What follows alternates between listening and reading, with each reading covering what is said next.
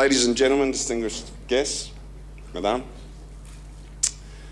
it's with my great pleasure that I welcome you here to our first anniversary. It's a first anniversary business briefing update for the Credit Bureau of Cambodia. As my esteemed colleagues have said in their previous addresses, the National Bank of Cambodia and IFC have explained today that we have achieved a significant amount of work in a very short time frame, and that's thanks to the efforts of everyone in this room today and a lot of other people behind the scenes. When I look back on our journey to date, I find it hard to believe that we've achieved so much in such a short period of time. Just over a year ago, in fact, probably 14 months ago, I stood in front of most people here in the Cambodian economy trying to explain what a credit bureau was, why we even need the credit bureau in Cambodia, now 12 months later.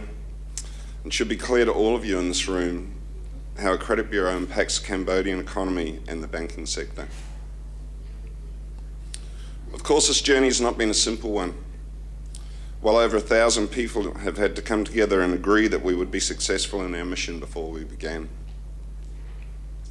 Over the past 12 months, there have been hundreds of people involved in the project, from lawmakers in the government, regulators at the National Bank, all the way to technical teams in foreign countries and in Cambodia, implementing the software, the solutions, the systems, the training teams that have tirelessly worked and trained thousands of operators, MFI branches, bank branches.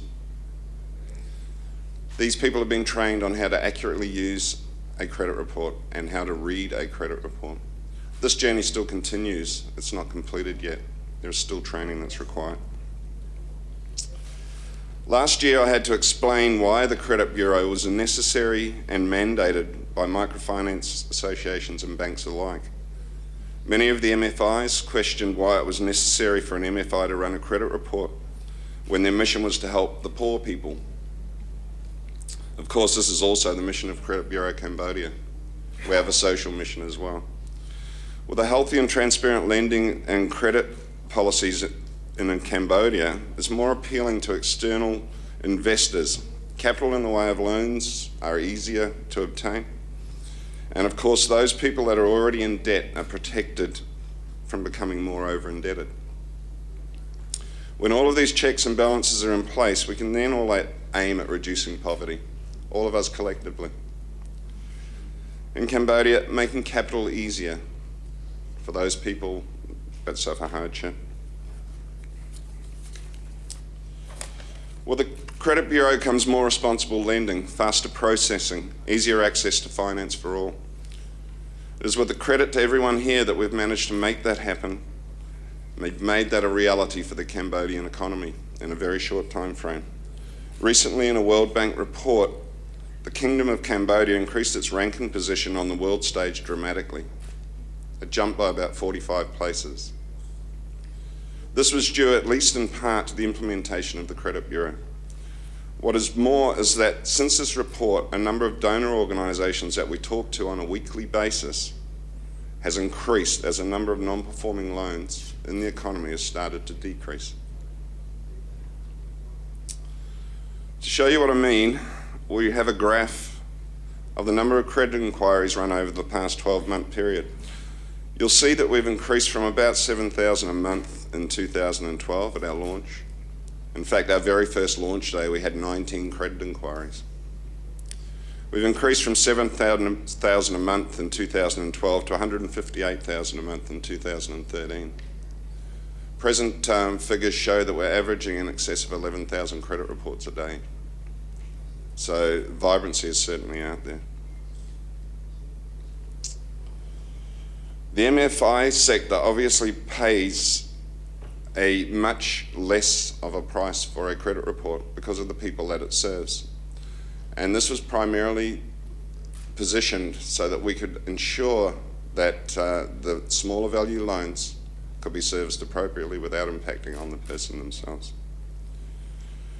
We believe that we still have the lowest price credit reports in the industry on a global basis.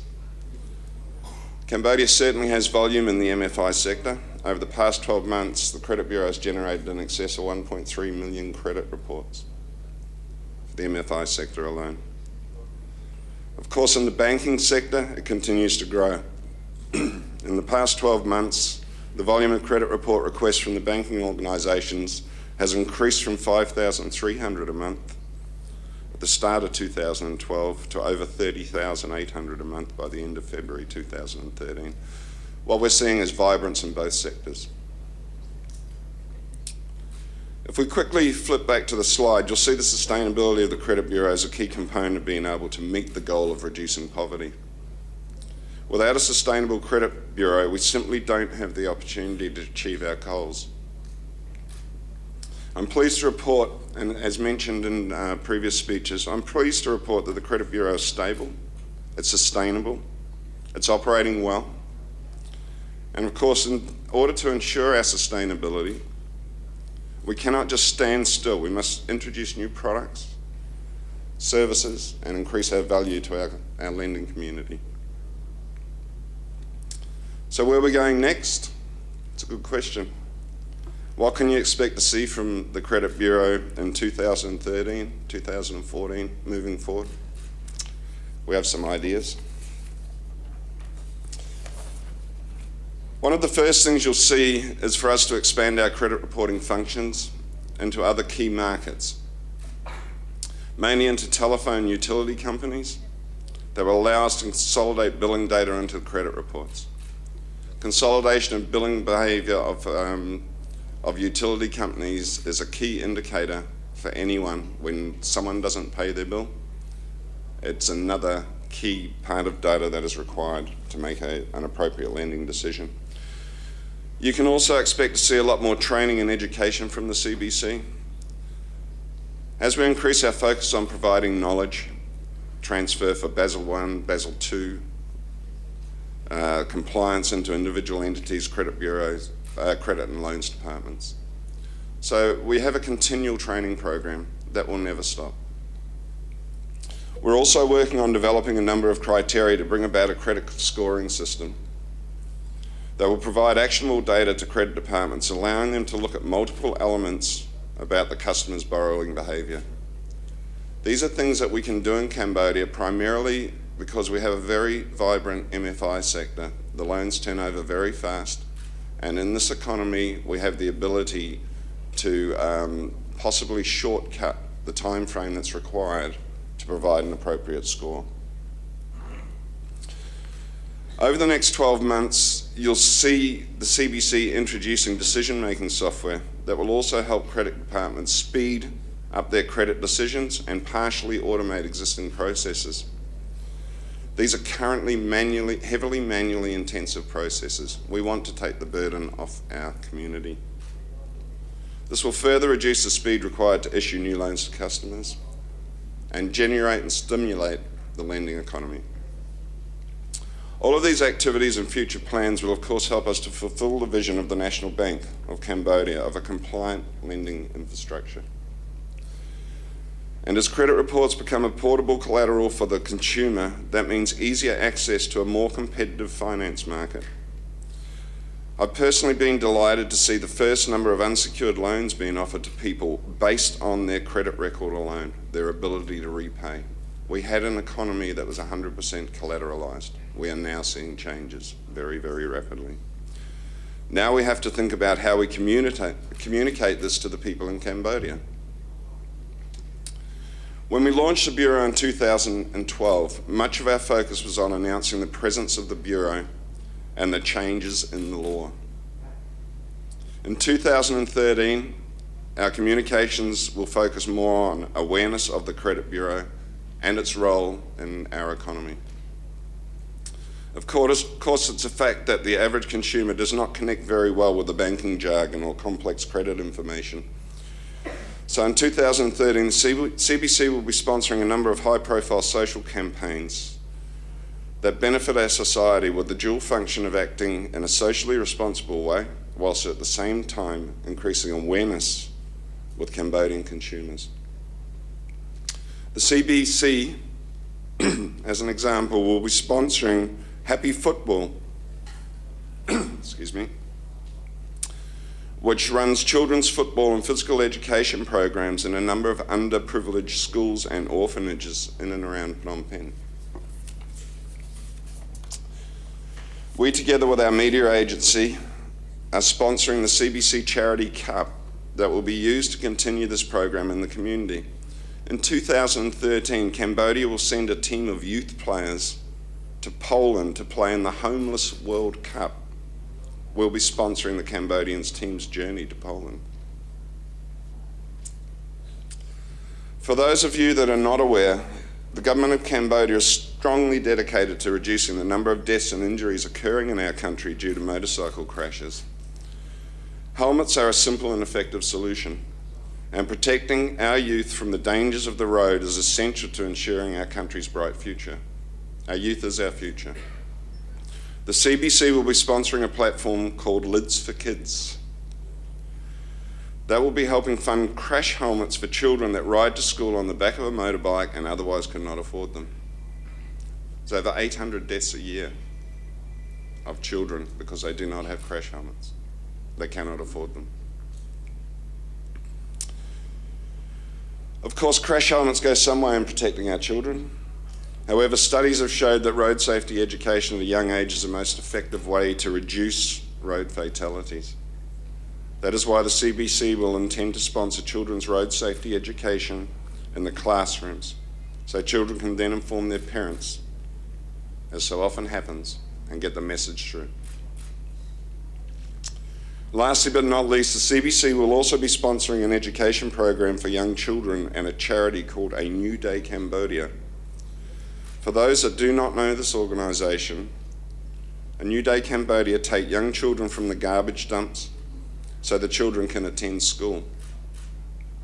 The New Day Centre then finds sponsors for the child's education and vocational work experience. We believe that if we are going to change the way that perception is out in the marketplace around consumer education, then hitting the children first and following through their education is a very good place to start. These are just here are some photos of some of the children of New Day Cambodia. As you'll see, this is a long way from the scavenging on the rubbish dump.